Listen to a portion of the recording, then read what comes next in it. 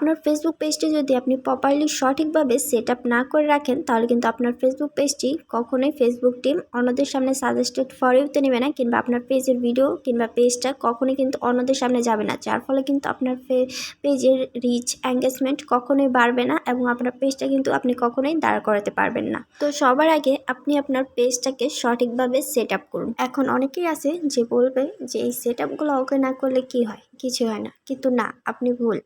এই সেট আপগুলো যদি আপনি ওকে না করেন, তাহলে কিন্তু আপনার পেজটা সহজে আপনি দাঁড়া করাতে পারবেন না। তো কাজেই যারা এখনও আপনারা আপনাদের পেজের সম্পূর্ণ সেট আপগুলো ওকে করেনি, তারা এখন এই ভিডিওটি দেখে আপনারা আপনাদের পেজের সেট আপগুলো ওকে করে নিন। তো সেট আপগুলো ওকে করার জন্য আপনার পেজটি লগ ইন করে নেবেন। দেন এখান থেকে 3 লাইন ডট এখানে টাচ করে দিবেন।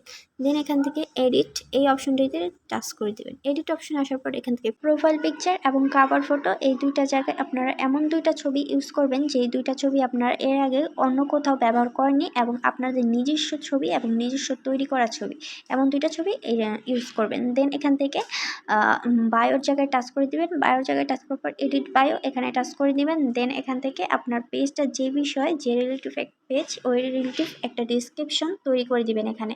দেন সেভ বাটনে টাচ করে দিবেন। দেন এখান থেকে আপনার পেজের ক্যাটাগরি, তো এখান থেকে এই ক্যাটাগরির এখানে কলম আইকনে টাচ করে এখান থেকে আপনার পেজের ক্যাটাগরিটা সিলেক্ট করে নেবেন। যে বিষয়ে আপনার পেজটা, ওই বিষয়ে একটা ক্যাটাগরি সিলেক্ট করে নেবেন। তো আমি এখান থেকে আমার পেজের ক্যাটাগরি আগে থেকে সিলেক্ট করে রেখেছি। দেন এখান থেকে আপনার location, phone number, email address সব কিছু এখান থেকে কলম আইকনে টাচ করে প্রত্যেকটা সেভ করে নেবেন এডিট করে। দেন এখান থেকে এই জায়গাটা আপনারা সবসময় অলওয়েজ ওপেন এটাই সিলেক্ট করে রাখবেন, এবং সব কিছু আপনার কলম আইকনে টাচ করে যা কিছু আছে সব কিছু কমপ্লিট করে রাখবেন। তাহলে দেখবেন আপনার পেজটা আগের তুলনায় অনেকটাই বেশি র্যাঙ্ক করছে।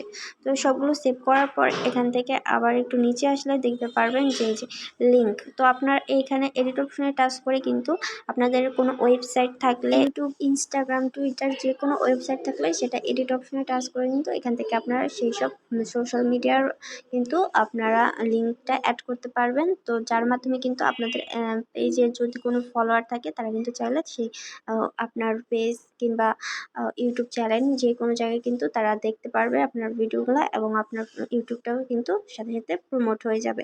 তো এই সেটিংসগুলো এইগুলো অবশ্যই ওকে করে রাখবেন, তাহলে কিন্তু দেখবেন আপনার পেজটা কিন্তু আগের তুলনায় অনেকটা বেশি র্যাঙ্ক করে যাবে। এবং অবশ্যই কিন্তু আপনাদের প্রতিনিয়ত ভিডিওগুলো আপলোড দিতে হবে। ভিডিও যদি আপলোড না দেন, তাহলে কিন্তু কোনোভাবেই আপনার পেজ র্যাঙ্ক করবে না। তো এই সেটিংসগুলো অবশ্যই ওকে রাখতে হবে, সেট আপগুলো ওকে করতে হবে, এবং আপনার তার পাশাপাশি কিন্তু প্রতিনিয়ত ভিডিও আপলোড দিতে হবে।